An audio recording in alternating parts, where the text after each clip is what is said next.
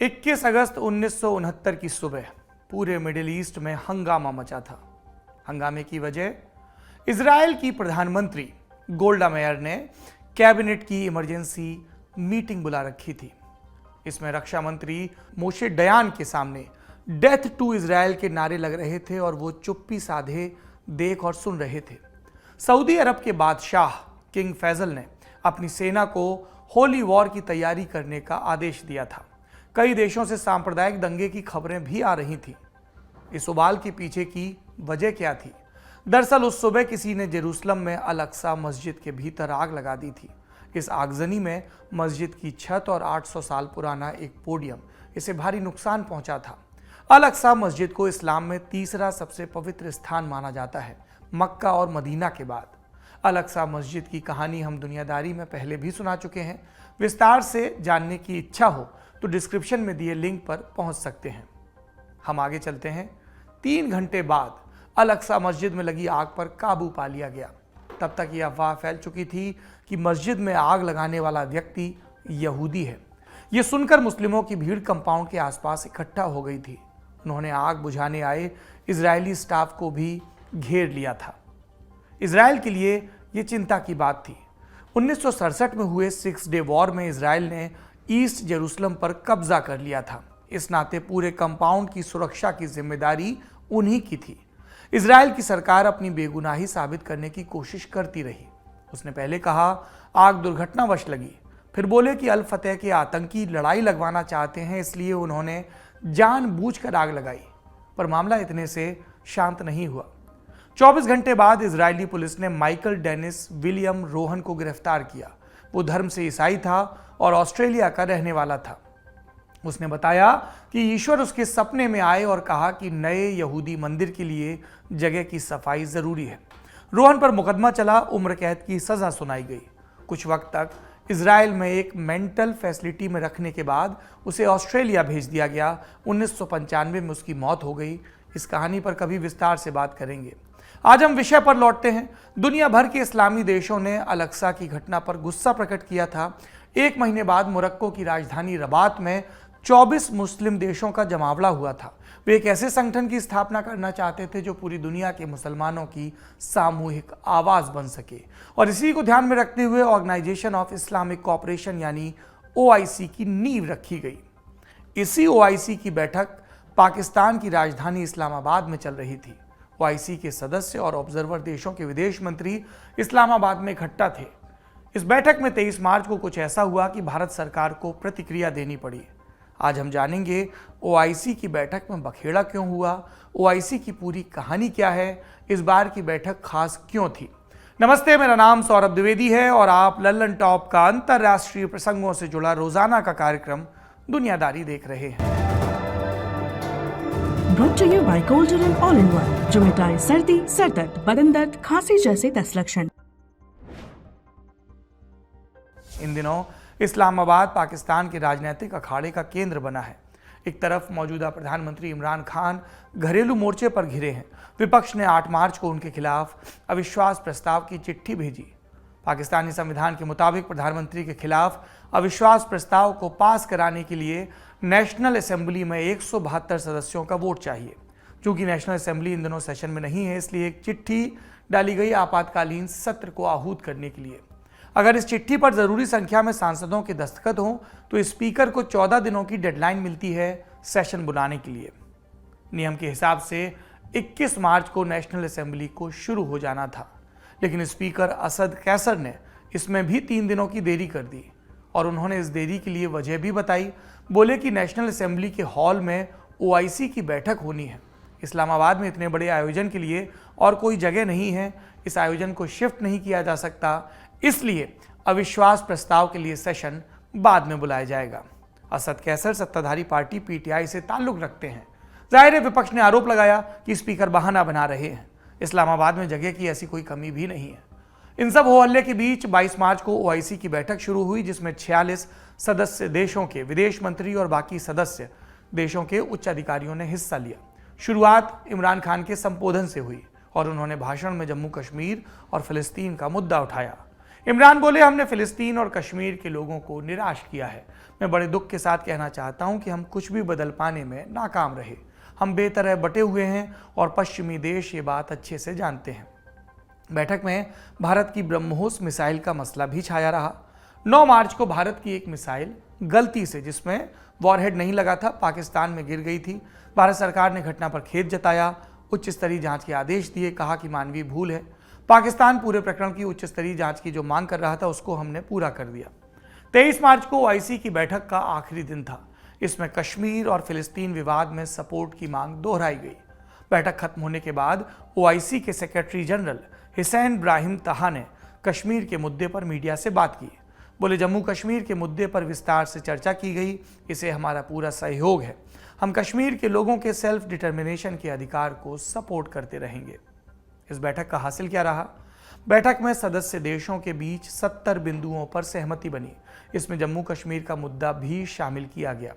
OIC ने जम्मू कश्मीर से जुड़े आर्टिकल 370 को वापस लागू करने की भी मांग की।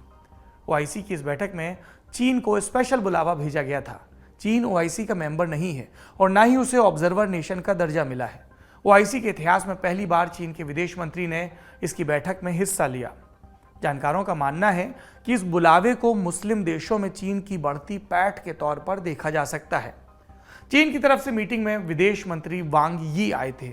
उन्होंने अपने भाषण में कहा, जहां तक कश्मीर की बात है, हमने अपने इस्लामी सहयोगियों की बात फिर से सुनी है और चीन उनकी राय से इत्तेफाक रखता है। ये दिलचस्प है, जिस चीन पर उइगर मुस्लिमों के नरसंहार का आरोप लगता है, उसे इस्लामी देश अपने सबसे बड़े मंच पर ससम्मान बुलाते हैं, बिजनेस की बात करते हैं और उसके बयानों पर दिल खोलकर तालियां बजाते हैं। ये एक अलग किस्म का दोहरापन, हिपोक्रेसी है। कश्मीर पर चीन के बयान पर भारत ने तुरंत जवाब दिया। हमारे विदेश मंत्रालय के प्रवक्ता अरिंदम बागची ने कहा, हम ओआईसी के उद्घाटन समारोह में चीनी विदेश मंत्री वांग यी के भारत के संबंध में दिए गए बयान की निंदा करते हैं। जम्मू कश्मीर केंद्र शासित प्रदेश से जुड़ा मसला भारत का आंतरिक मामला है। दूसरे देशों, जिसमें चीन भी शामिल है, को इस पर बयानबाजी का कोई अधिकार नहीं है। उन्हें ये ध्यान में रखना चाहिए कि भारत उनके आंतरिक मामलों में दखल देने से बचता रहा है। जानकारों की माने तो पहली दफा भारत ने इतनी तल्खी से चीन के किसी बयान का खंडन किया है। आमतौर पर निंदा के दौरान किसी का नाम लेने से बचा जाता है, लेकिन भारत ने सीधे तौर पर विदेश मंत्री वांग यी पर निशाना साधा। आंतरिक मामले में दखलंदाजी वाला बयान भी भारत की सख्ती को दर्शाता है। भारत की सख्ती इसलिए भी खास है क्योंकि एलएसी पर हुई झड़प के बाद पहली बार चीन ने बड़े स्तर पर बातचीत की पहल की है। इस साल का ब्रिक्स सम्मेलन भी चीन में होना है, जिसमें रूस के राष्ट्रपति व्लादिमीर पुतिन भी हिस्सा लेंगे। चीन का मकसद क्या है? इस समिट में भारत के प्रधानमंत्री नरेंद्र मोदी को बुलाना। उससे पहले चीन मंत्री स्तर की बातचीत शुरू करने की कोशिश कर रहा है। चीन की कोशिशों के बीच भारत के विदेश सचिव हर्षवर्धन श्रृंगला ने एक बात पक्के तौर पर कही है। उन्होंने कहा है कि जब तक लद्दाख में चल रहा तनाव खत्म नहीं हो जाता, तब तक भारत और चीन के रिश्ते ठीक नहीं हो सकते। वापस ओआईसी पर आते हैं। ओआईसी की बैठक में वांग यी के बयान के बाद और भी मुश्किल आने वाली है। आगे क्या होता है, इस पर हमारी नजर बनी रहेगी। अब ओआईसी के बारे में संक्षेप में जान लीजिए। जैसा हमने आपको बताया, इसकी स्थापना सितंबर 1969 में की गई। 2011 से पहले तक इसे ऑर्गेनाइजेशन ऑफ इस्लामिक कॉन्फ्रेंस के नाम से जाना जाता था। बाद में इसका नाम बदलकर ऑर्गेनाइजेशन ऑफ इस्लामिक कोऑपरेशन कर दिया गया। शुरुआत में ओआईसी के 24 सदस्य थे। अभी इसमें कुल 57 पूर्ण सदस्य हैं। 5 को ऑब्जर्वर का स्टेटस मिला है। ये 5 देश हैं: रूस, Thailand, central African Republic, Bosnia and Herzegovina और नॉर्दर्न साइप्रस। इन सब के अलावा कई अंतर्राष्ट्रीय संगठनों को भी ऑब्जर्वर बनाया गया है। ओआईसी यूनाइटेड नेशंस के बाद दुनिया का सबसे बड़ा इंटर गवर्नमेंटल संगठन माना जाता है। इसके सदस्य देशों में लगभग 180 करोड़ लोग रहते हैं, यानी ये संगठन दुनिया की लगभग 1/4 आबादी का प्रतिनिधित्व करता है। इसका मकसद क्या है? घोषित तौर पर इस्लामिक मूल्यों का संरक्षण, सदस्य देशों की संप्रभुता की रक्षा, अंतर्राष्ट्रीय शांति और सुरक्षा को बढ़ावा। ओआईसी को मूल तौर पर सांस्कृतिक और सामाजिक संगठन के तौर पर जाना जाता है। इसका राजनीतिक प्रभाव काफी हद तक सीमित है। इसका हर सदस्य देश पटल पर प्रस्ताव पेश कर सकता है। सभी सदस्य देशों के पास एक वोट होता है। हालांकि ओआईसी के द्वारा पास किए प्रस्ताव सभी देशों पर लागू नहीं होते। ये पूरी तरह से उनकी इच्छा पर निर्भर करता है कि वो माने या ना माने। भारत का ओआईसी से कैसा रिश्ता रहा, आपकी उत्सुकता होगी। 1969 में जब मोरक्को में ओआईसी की नींव रखी जा रही थी, तब भारत को भी बुलावा भेजा गया था। भारत के तत्कालीन कृषि मंत्री फखरुद्दीन अली अहमद हिस्सा लेने रबात पहुंच भी गए थे, लेकिन पाकिस्तान के दबाव के बाद उन्हें बैठक में शामिल होने से रोक दिया गया। 2006 में सऊदी अरब ने भारत को ऑब्जर्वर बनने का न्योता दिया, लेकिन भारत ने इससे इनकार कर दिया। 2018 में बांग्लादेश ने मांग रखी कि भारत को ओआईसी में ऑब्जर्वर बनाना चाहिए। पाकिस्तान के विरोध के चलते इस मांग पर बात आगे नहीं बढ़ सकी। ओआईसी के कई सदस्य भारत के अच्छे दोस्त हैं। जानकारों की माने तो ओआईसी के साझा बयान का भारत पर कोई बड़ा प्रभाव नहीं पड़ेगा। यह था आज का बड़ी खबर सेगमेंट। अब सुर्खियों की तरफ चलते हैं। पहली सुर्खी रूस यूक्रेन युद्ध से जुड़ी है। रूस और यूक्रेन के बीच चल रही लड़ाई लगातार 29वें दिन भी जारी है। अब तक के अपडेट क्या है?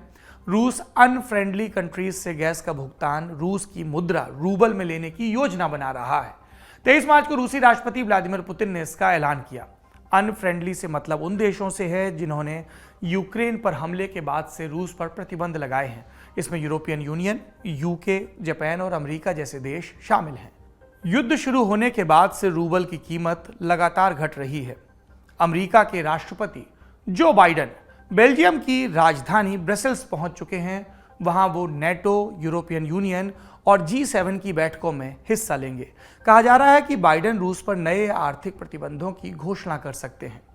पोलैंड ने भी 45 रूसी राजनयिकों को अपने यहां से निकाल दिया है। इन सभी के ऊपर जासूसी का आरोप लगाया है। और रूस ने क्या कहा? करारा जवाब देंगे। नेटो ने वैसे पूर्वी यूरोप में 4 और बटालियंस को तैनात भी किया है। पिछले कुछ समय से आशंका जताई जा रही है कि रूस केमिकल और जैविक हथियारों का इस्तेमाल इस युद्ध में कर सकता है। रूस ने यह कहा भी था कि अगर उसके अस्तित्व पर खतरा हुआ तो न्यूक्लियर बम के इस्तेमाल से भी हिचकेंगे नहीं। अमेरिका ने इस आशंका से निपटने की तैयारी शुरू कर दी है। सुरक्षा अधिकारियों की एक टीम को आपात योजना बनाने की जिम्मेदारी सौंपी गई है। दूसरी सुर्खी श्रीलंका से। आर्थिक संकट वहां लगातार विकराल होता जा रहा है। श्रीलंका की मुद्रा नीचे गिर रही है। बुनियादी चीजों के दाम आसमान छू रहे हैं और अब सरकार ने तेल की बिक्री पर नजर रखने के लिए सेना उतारी। हर पेट्रोल पंप पर 2 से 4 सैनिकों को तैनात किया जाएगा, माहौल को काबू में रखने के लिए। हालांकि इन सैनिकों के पास हथियार नहीं होंगे। पिछले कुछ समय से श्रीलंका में ईंधन की भारी किल्लत चल रही है, जिसके चलते पेट्रोल स्टेशनों पर लंबी कतारें लगी हैं। मीडिया रपटों के मुताबिक कतार में इंतजार करते करते अब तक 4 सीनियर सिटीजन्स की मौत भी हो चुकी है। कई जगहों पर ग्राहकों के बीच झगड़े की खबर भी है। देश भर में सरकार के खिलाफ प्रोटेस्ट चल रहे हैं। स्थिति से निपटने के लिए भारत ने श्रीलंका को लगभग 4000 करोड़ रुपए का क्रेडिट लाइन भी दिया है। इसके अलावा ईंधन की 2 खेप भी भेजी गई हैं। श्रीलंका सरकार को उम्मीद है कि इससे फौरी तौर पर राहत मिलेगी, लेकिन लंबे समय में इससे आमूलचूल परिवर्तन की संभावना कम है। आज की तीसरी और आखिरी सुर्खी अमेरिका से। 23 मार्च को मैडलिन ऑलब्राइट का कैंसर से निधन हो गया। वो अमेरिका के इतिहास की पहली महिला विदेश मंत्री थी। उनका जन्म मई 1937 में चेकोस्लोवाकिया में हुआ था। जब हिटलर की सेना ने उनके देश पर हमला किया, तब उनके पिता परिवार सहित लंदन आ गए। मैडलिन के परिवार के 26 लोगों को होलोकॉस्ट में मार दिया गया। सेकेंड वर्ल्ड वॉर खत्म होने के बाद वो वापस अपने देश लौटे। कुछ समय बाद सोवियत संघ के सहयोग से कम्युनिस्टों ने सरकार पलट दी। मैडलिन के पूरे परिवार को फिर से भागना पड़ा।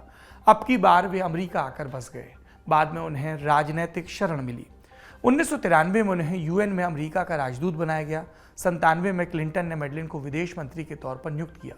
यह अमेरिका के इतिहास में पहली बार था कि कोई महिला इतने बड़े पद पर पहुंची हो। मैडलिन ऑलब्राइट को कोसोवो नरसंहार में अमेरिका के दखल के लिए याद किया जाता है। इसी दखल के बाद नरसंहार रुक सका। वो जीवन के आखिरी दिनों तक सक्रिय रहीं।